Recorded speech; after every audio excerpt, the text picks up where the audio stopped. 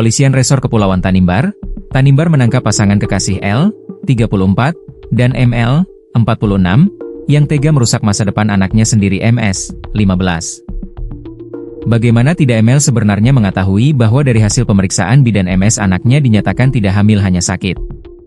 Namun ML tidak percaya karena melihat anaknya selalu menunjukkan gejala orang hamil. Untuk itu ML menyuruh kekasihnya L agar menyetubuhi MS dengan maksud agar anaknya itu mengalami keguguran. Atas perbuatan bejat keduanya itulah, ML dan L diamankan di rumah tahan, Rutan, Polres Tanimbar untuk mempertanggungjawabkan perbuatan mereka.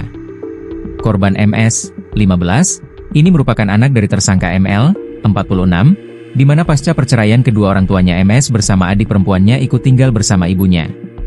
Di mana ibu korban juga tinggal bersama kekasihnya L, 46, di salah satu kontrakan. Namun nyatanya tinggal bersama ibu kandung dan kekasihnya, itu tidaklah membuat MS terlindungi, akan tetapi menjadi trauma suram yang akan ia alami dan tak akan terlupakan seumur hidup.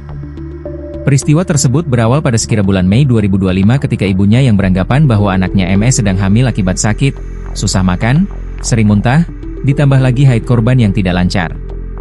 Membuat ML membawa anaknya MS ke seorang bidan yang ada di Desa Amdasa tempat mereka tinggal saat itu. Hasil pemeriksaan dinyatakan negatif dan hanya diberi obat. Selanjutnya, ML bersama kekasihnya L melanjutkan kehidupan mereka di Saumlaki. Anak korban pun diajak hidup bersama mereka pada kontrakan yang berada di belakang kantor Dukcapil Kabupaten Kepulauan Tanimbar, dan di tempat itulah kemudian malapetaka terhadap anak korban terjadi.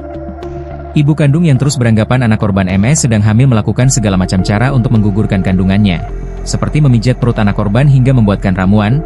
Hal itu dilakukan karena anaknya belum bersuami sehingga dianggapnya hal itu akan mempermalukan mereka. Melihat anaknya yang masih menunjukkan gejala hamil, timbullah ide gila dari sang ibu di mana ML menyuruh kekasihnya L untuk menyetubuhi anak kandungnya sendiri, dengan maksud agar MS mengalami keguguran.